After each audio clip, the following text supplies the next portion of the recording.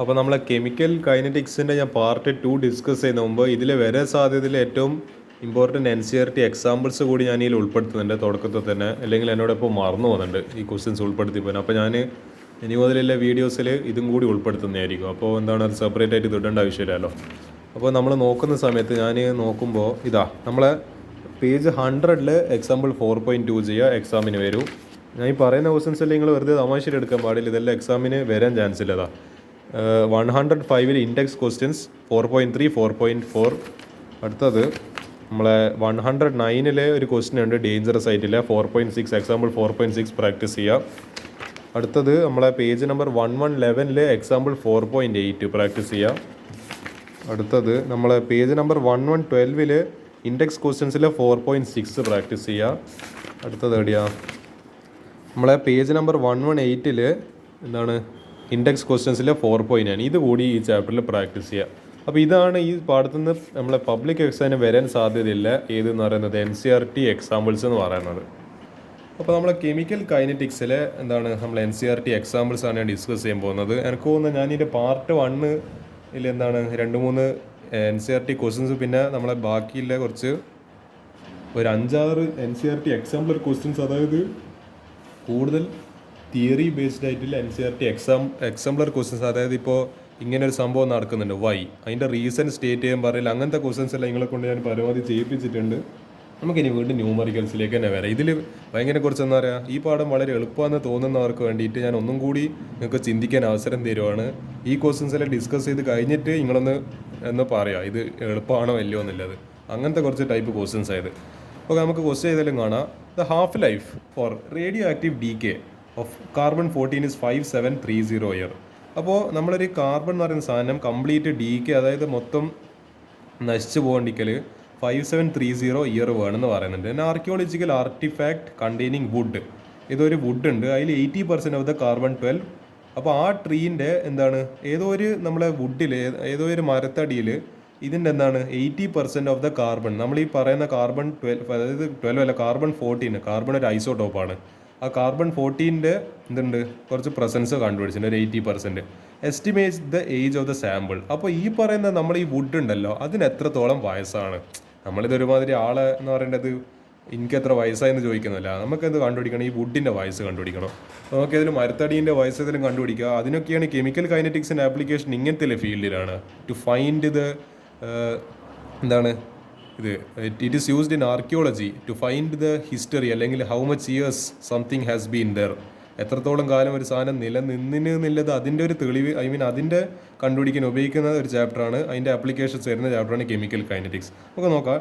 Decay constant K is equal to 0.693, അല്ലെങ്കിൽ നമ്മൾ rate constant K is equal to എന്താണ് ഇത്.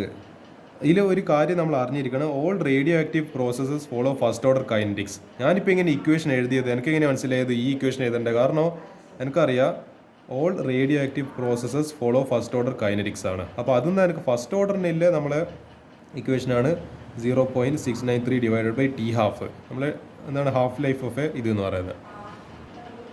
അപ്പോൾ അതങ്ങനെ കിട്ടി. അപ്പോൾ 0.693 ഡിവൈഡഡ് ബൈ നമുക്ക് T ഹാഫ് എത്ര അറിയാം, ഹാഫ് ലൈഫ് ഓഫ് ദറ്റ്, അതായത് ഇതിൻ്റെ ഹാഫ്, അതാ ഹാഫ് ലൈഫാണ് പറഞ്ഞിരിക്കുന്നത്, ഹാഫ് ലൈഫ് ഇത്ര ഇയേഴ്സ് തന്നിട്ടുണ്ട്. അപ്പോൾ ഇതിവിടെ സബ്സ്റ്റിറ്റ്യൂട്ട് ചെയ്യുക. അപ്പോൾ അത്രയും ഇയർ എന്താണ് R ഇൻവേഴ്സ് കിട്ടും. Radioactive decays follows first order kinetics. അപ്പോൾ T is equal to 2.303 divided by K. അപ്പോൾ എന്താണ് ലോഗ് A0/A. ചിലപ്പോൾ നിങ്ങൾ പഠിച്ചിട്ടുണ്ടാവും ലോഗ് R0/R എന്ന് പറഞ്ഞൊരു ഇക്വേഷൻ ആയിരിക്കും. ഞാനും എൻ്റെ കാലത്ത് അങ്ങനെയാണ് പഠിച്ചത്. R0/R എന്ന് പറഞ്ഞാൽ അതായത് ആറിന് പകരം ജസ്റ്റ് A എന്ന് പറയുന്നത് അത് എല്ലാം കണക്ക് തന്നെ. നമ്മൾ ആ റിയാക്റ്റൻ്റ് കാണിക്കാൻ നമ്മൾ R ഉപയോഗിച്ചാലും A ഉപയോഗിച്ചാലും P ഉപയോഗിച്ചാലും Z ഉപയോഗിച്ചാലും എല്ലാം കണക്ക് തന്നെയാണ്. So we can just use anything. നിങ്ങൾ ചിലപ്പോൾ ഇതായിരിക്കും പഠിച്ചിട്ടുണ്ടാവുക, ഞാൻ ജസ്റ്റ് തൽക്കാലത്തേക്ക് ഇത് ഉപയോഗിക്കുക.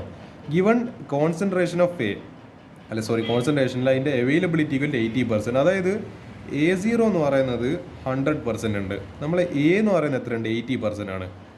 അതായത് ഇങ്ങനത്തെ പെർസെൻറ്റേജ് വരുന്ന ചോദ്യങ്ങളിൽ നിങ്ങൾ ചെയ്യേണ്ടത് R0 100% ആക്കി എടുക്കുക. അപ്പോൾ R എന്ന് പറയുന്നത് എന്തായിരിക്കും, എത്ര പെർസെൻ്റ് ആണോ തന്നത് അത്രയും പെർസെൻറ്റ്, അപ്പോൾ 80%. ഈ പെർസെൻറ്റ് കട്ടായി 100/8 എന്താണ് 0.8 ആണെന്ന് തോന്നുന്നില്ല വരിക, 10/8 0.8 അല്ല വരിക, അത്ര വരും 5/4 വരും. ആ 5/4 നമുക്ക് കാൽക്കുലേറ്റ് ചെയ്ത ആൻസർ കിട്ടും. അപ്പോൾ ഇങ്ങനെ T is equal to 2.303 into എന്താണ്, അതായത് ഈ കെ അവിടെ ചെറിയ പ്രശ്നമാണ്. നമ്മൾ കെ കണ്ടുപിടിക്കാൻ ഇങ്ങനെ ചെയ്തത്. അപ്പോൾ കെ ചെയ്യുന്ന സമയത്ത് 2.303. അപ്പോൾ കെ നമ്മൾ എന്താ സബ്സ്റ്റിറ്റ്യൂട്ട് ചെയ്യുക, ഈ വാല്യൂ സബ്സ്റ്റിറ്റ്യൂട്ട് 0.693 ഡിവൈഡഡ് ബൈ 5730. അപ്പോൾ എന്താണ് ഇത് മുകളിൽ ചാടിപ്പോയിട്ട് എന്താ 1/5730 ആയിട്ട് മാറും. ഒരു മിനിറ്റ്. അപ്പോൾ ഈ പറയുന്ന 5730 മുകളിൽ കറങ്ങി തിരിഞ്ഞിട്ട് ന്യൂമറേറ്റർ വരും. അപ്പോൾ എന്താ 2.303 ഇൻറ്റു 5760 ഡിവൈഡ് ബൈ 0. നമ്മൾ ഈ കെ എന്ന് പറഞ്ഞിട്ട് നമ്മൾ ആദ്യം കണ്ടുപിടിച്ച കെ ആണ് ഇവിടെ ആക്ച്വലി സബ്സ്റ്റിറ്റ്യൂട്ട് ചെയ്തത്. അത് ഇൻറ്റു ലോഗ് ഞാൻ പറഞ്ഞ പോലെ 100% ബൈ 80%. അപ്പോൾ ഇതിങ്ങനെ കട്ട് ചെയ്താൽ നിങ്ങൾ ലോഗ് 10/8. എടാ ഇപ്പോൾ 10/8 ഇപ്പോൾ എത്ര വാല്യൂ, ഒരു ഡെസിമലായിരിക്കുമല്ലോ. 10/8 ചെയ്യുന്ന സമയത്ത് 1.25. നിങ്ങൾ എന്ത് ചെയ്തു, ഈ കാൽക്കുലേറ്റർ എടുത്തിട്ട് ഇപ്പോൾ എന്ത് ചെയ്യുക, ലോഗ് ഷിഫ്റ്റ് അടിക്കുക, ലോഗ് എടുത്തിട്ട് 1.25 അടിക്കുക. അപ്പോൾ ഇത് കണ്ട 0.0 കാണുന്നുണ്ടോന്ന് അറിയില്ല, 0.0969. അതിനെ അവരോട് എടുത്തില്ല, 0.0 എന്താണ് 969. അപ്പോൾ ഡിവൈഡഡ് ബൈ 0.693 ചെയ്ത് കഴിഞ്ഞാൽ നമുക്ക് ഒരു ആൻസർ കിട്ടും 1845 ഇയേഴ്സ്. അപ്പോൾ ആ വുഡ് സാമ്പിളിൻ്റെ എത്രയാണ് അതിൻ്റെ വയസ്സ് എന്ന് പറയുന്നത്, ഇത്ര വയസ്സുണ്ട്. അപ്പോൾ ഇതാണ് ഇതിൻ്റെ ആൻസർ എന്ന് പറയുന്നത്. ഇങ്ങനെയാണ് നമ്മൾ ആൻസർ കണ്ടുപിടിക്കുക. ആക്ച്വലി എളുപ്പമുള്ള ചോദ്യമാണ്, പക്ഷേ ഇത് എന്താണ്, നിങ്ങൾ ചിലപ്പോൾ ഇങ്ങനത്തെ ഒരു റേഡിയോ ആക്റ്റീവ് ഡി കെ എന്നൊന്നും പറഞ്ഞിട്ട് ഇങ്ങനത്തെ ഒരു ക്വസ്റ്റ്യൻ നിങ്ങൾ ചിലപ്പം പ്രാക്ടീസ് ചെയ്തിട്ട് ഉണ്ടാവില്ല. അതുകൊണ്ടാണ് ഞാൻ ഈ ക്വസ്റ്റ്യൻ ചെയ്യിപ്പിച്ചത്. അടുത്തത്, the rate constant four a first order reaction is എത്ര തന്നിട്ടുണ്ട്, 60 സെക്കൻഡ്സ്, അല്ല 60 സെക്കൻഡ് ഇൻവേഴ്സ്. അത് നമ്മളെ റേറ്റ് ഫസ്റ്റ് ഓർഡറിലെ യൂണിറ്റ് ആണ് സെക്കൻഡ് ഇൻവേഴ്സ് എന്ന് പറയുന്നത്. അത് ആലോചിക്കുക. How much time will it take to reduce the initial concentration of the reactant 1/16 of its value. അപ്പോൾ നമുക്കറിയാം for the first order reaction time t half is equal 2.303/k log a by a minus X.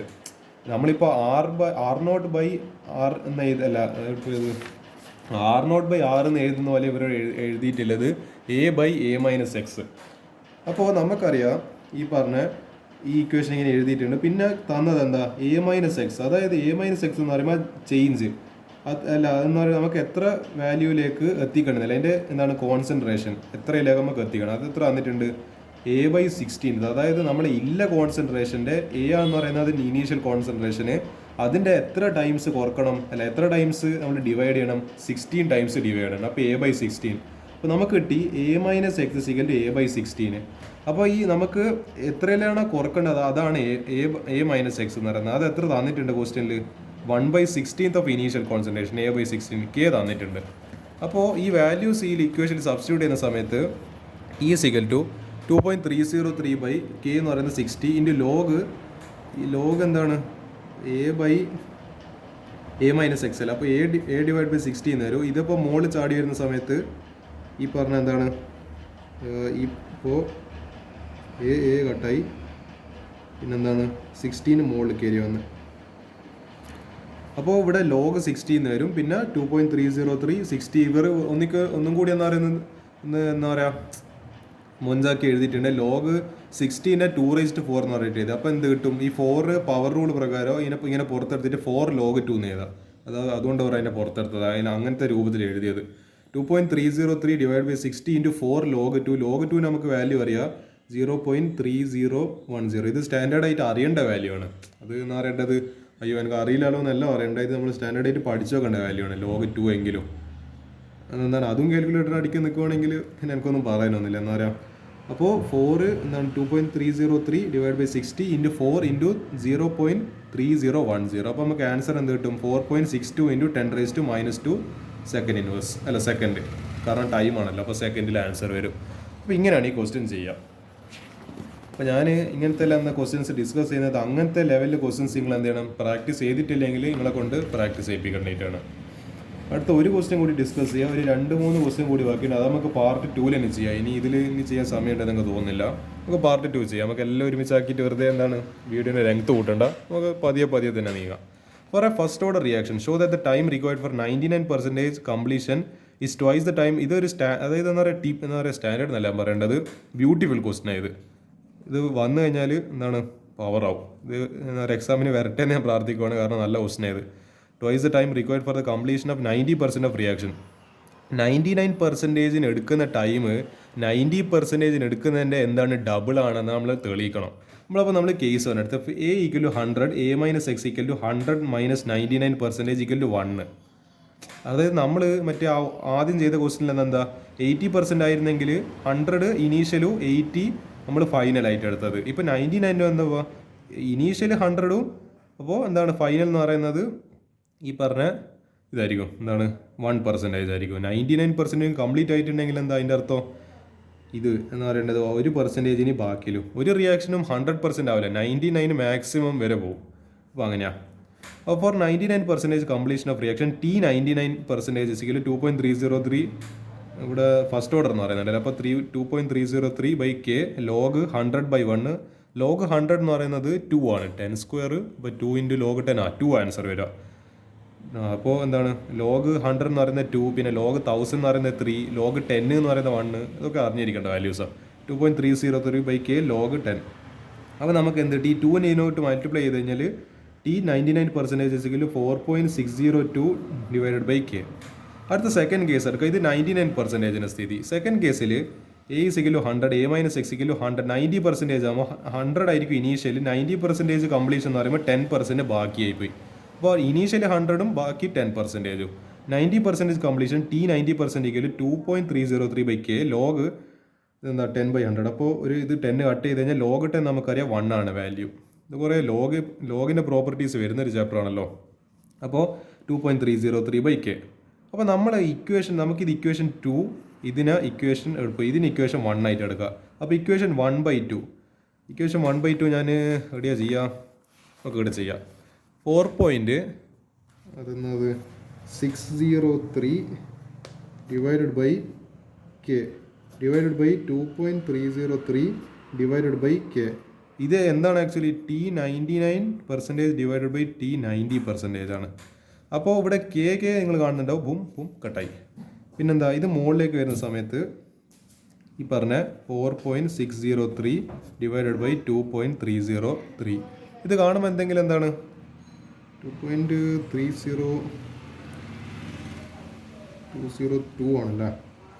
Okay, ഇത് നിങ്ങൾ നോക്കുന്ന സമയത്ത് എന്താണ് approximately answer എത്രയാണ് വരിക? 2 ആണ് വരിക. 2 × 4 അല്ല 2 × 2 4 6 0. അപ്പോൾ ഏകദേശം ഓൾമോസ്റ്റ് 2 ആണ് കിട്ടുന്നത്. ഈ കറക്റ്റ് 2 കിട്ടൂല, പക്ഷെ എന്താണ് ഓൾമോസ്റ്റ് 2 ആണ്. ഓൾമോസ്റ്റ് നമുക്ക് ഡബിളാന്ന് പറയാം. അപ്പോൾ നമുക്ക് എന്ത് പ്രൂവ് ചെയ്യാൻ പറ്റി? Hence for a first order reaction show that, അതായത് the time required for 99% completion is twice the time required for 90% completion of reaction. അപ്പോൾ ഹെൻസ് എന്താണ്? Hence the proof. ഇത്ര പ്രൂവ് ചെയ്താൽ മതി. ഇതൊരു ചിലപ്പോൾ ഒരു 3 മാർക്കിനെല്ലാം ചോദിക്കാൻ ചാൻസ് ഉള്ള ഒരു ക്വസ്റ്റൻ ആണ്.